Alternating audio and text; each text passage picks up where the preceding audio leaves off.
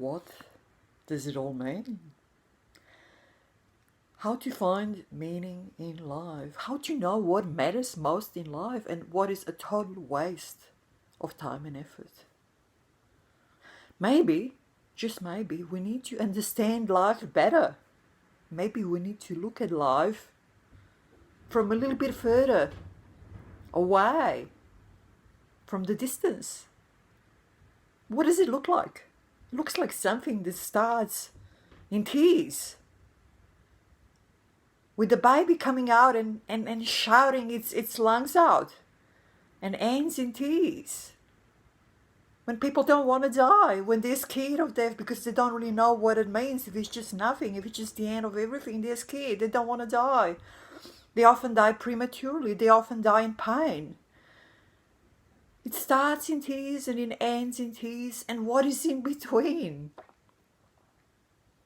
Inside there are thoughts and feelings and emotions that are running havoc all the time, that are changing all the time, they're running our lives at their whim. And on the outside there is this material world, physical world that is so uncertain, unpredictable. And it's not changing to become any more predictable or any better, and it's hard to sort of even somehow even secure the basic needs. It's hard. So what does this life look like? It looks like a sort of a struggle outside and inside, with of course glimpses of happiness and delight and enjoyment and all that, and of course with the downs, ups and downs and ups and downs, the struggle and a bit less struggle, and no constant joy, no constant happiness. It is not possible. So what is life? Something that starts in tears, ends in tears, in between a lot of struggle, some good periods, a lot of bad periods, then maybe some good periods, bad periods, and starts and then fear from dying, fear from coming to an end. Not much, is it? When you look at it like that, you'd say it's really pretty pointless, isn't it? It's rather meaningless. No matter what sort of illusions we concoct of what a beautiful life, what a beautiful world, what a beautiful whatever. No, it's definitely not beautiful. And it's time that we sort of look at it and say, why? Why is it not beautiful? Why is it not a steady happiness, a bliss? Why? Because it is not possible. It is not possible in this chunk of time that we describe as human life. It is not possible. It is not achievable. And it's no wonder that the most influential people in the history of the humankind are people who are talking about other worlds. Jesus, Buddha, Muhammad, and many others who were maybe not that well known and that influential, but the same, talking about other worlds, about other realities. Because we probably do realize, although maybe we don't want to admit it directly and honestly, that you know, what we're looking for and what we long for, what we yearn for, is not achievable in this chunk of time that we call a human life. And we really have no idea what to focus on, what matters most in life, what to spend our life on. We're just, trying all sorts of things, and all sorts of things are coming and leading us to a dead end. What to do, how to understand life, how to find meaning in life, and to say it's not just a pointless exercise in struggle and a few glimpses of happiness and enjoyment in between, and then chasing those glimpses all the time because we remember them so well, we chase them all the time.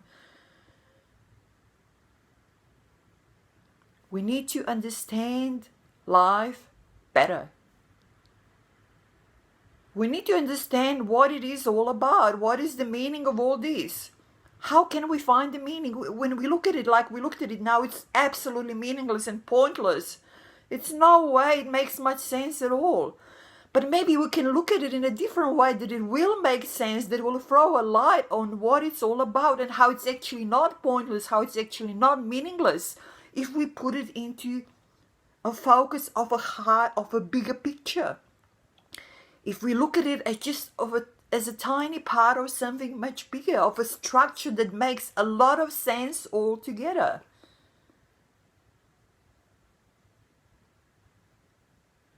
And once we understand how life, human life, or life in all, life as a life as in any form, whether it's a human form or it's a plant or an animal, whatever other form, life itself is not this little portion of a human life that we experience as life. It is so much bigger. We can experience so many different realities, so many different worlds, like those prophets did. Whatever they did with the experiences later on, and when they became religion, and they used these religions to gain power over people, that is something else. But the original message is that there are other realities, that there are other worlds, that what we are is not the human body, but is a soul. And that we can experience, even while in human body, we can experience these other realities. And once we put our attention not just on this physical reality, but on other realities too that are accessible to us, and we understand that this physical reality is just a way to gain experiences that we do not gain at other levels of consciousness. That is all. It's just a playground to gain experiences. It is really not real. It is a projection of the mind. But we experience it as real. We kind of get away from it. But if we throw on it a different light, a different understanding of what it is about, what it is for, and then when this life cycle comes to an end, we're not going to die as a soul. The soul does not die. But we're going to enter different realities and then come back probably in a different form of life, whether it's a human life or whether it's an animal. It doesn't matter. But understanding that this human life, the way we look at it, is pretty pointless if we just look at it as the only thing that exists. But if we understand that it is not the only thing that exists, that is actually the lowest level of consciousness created just to gain experiences as soul, just to gain experiences like watching a good movie. All sorts of things happen, doesn't matter whether they're good or bad, whatever they are, we gain experience of whatever is happening on the screen. The same is life. The physical reality that we experience is created just to get experiences for no other reason. For the soul to get experiences. And once we understand that this chunk of time that we call a human life is part of a much bigger, complex sort of a system, and that is here just to gain experiences as soul. And we understand that actually, basically, we are all souls and we can all experience different level of consciousness. Once we understand that, once we look at each other differently, once we look at this world differently, we understand what it's for, we understand that we are all souls. We start dividing ourselves, we start fighting between ourselves. We stop dividing ourselves, stop fighting between ourselves and everything else. We can make changes in this physical level of existence that we experience. We can make very beneficial changes. And we can just put on enough focus, maybe 10-15%, not more. Enough that is here to gain experience, and all the rest, all the other focus we can put on other levels of experience. On other realities that will give us much more joy, much more freedom, much more bliss. Absolute happiness and love, pure love.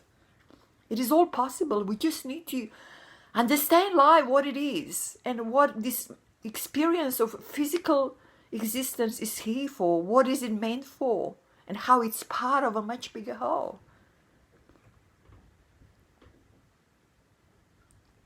Take care. Talk soon. Bye-bye.